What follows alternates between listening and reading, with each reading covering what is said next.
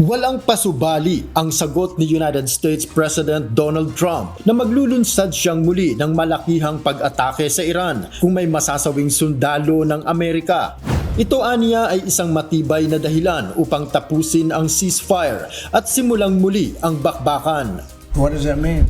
That you would restart the war with Iran if they killed U.S. troops. Well, it would be a good reason. I'll be honest with you. If they killed U.S. troops, I think I would do that very quickly. Nauna nang sinabi ni Trump na hindi siya nagmamadali sa ngayon sa kasunduan nila ng Iran kahit pa sinabi nito na posibleng mailabas na ang final agreement ngayong weekend.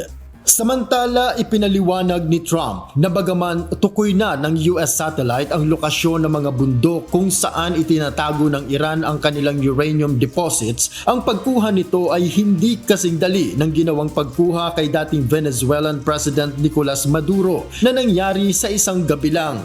Aniya, naisip na niyang magpadala ng tropa sa Iran para sa nasabing misyon, ngunit binawi rin nito ang plano dahil mapanganib at posibleng malagasan sila ng mga sundalo. We thought about it, and I didn't want to be in a position where you had, to get there. It's not like Venezuela. Like you go in, you're there for a matter of minutes, and you're out. We would have gotten it.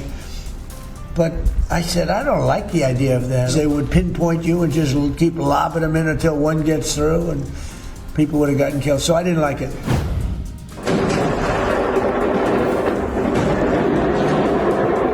Kahit pa may umiiral na ceasefire, tuloy ang palitan nila ng pag-atake. Sa pinakabagong tala, muling nakaranas ng matinding pagsabog ang syudad ng Tehran.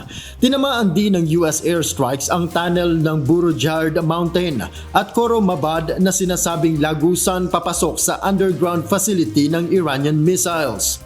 Bilang ganti, binomba ng Iran ang ilang barkong kaalyado ng US at Israel sa Gulf of Oman. Bagaman itinanggi ng Iran, napatunayan din na galing sa kanila ang kamikaze drone na tumama sa Kuwait International Airport.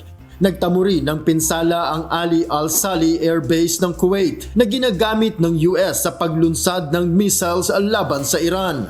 Nitong Martes, June 3, oras sa Amerika, sinabi ni Trump na ito ang klase ng ceasefire na mayroon sila ng Iran. Sa ngayon, wala pang katiyakan kung ano ang kahihinatnan ng gyera ng US, Israel at Iran na lalo pang naging komplikado sa pagpasok ng Lebanon at grupong Hezbollah. Ngunit kung pag-uusapan sa ngayon ang tungkol sa kasunduan, sinabi ni Trump na hindi naman aniya siya nagmamadali pero tiniyak niyang magkakaroon sila ng kasunduan sa lalong madaling panahon.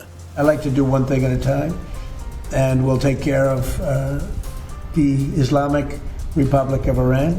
And as soon as that's done on our way back, we'll just make a little brief stop. Noel Polyarco, UNTV News and Rescue. Diyos ang aming sandigan, serbisyo publiko ang aming pinahahalagahan.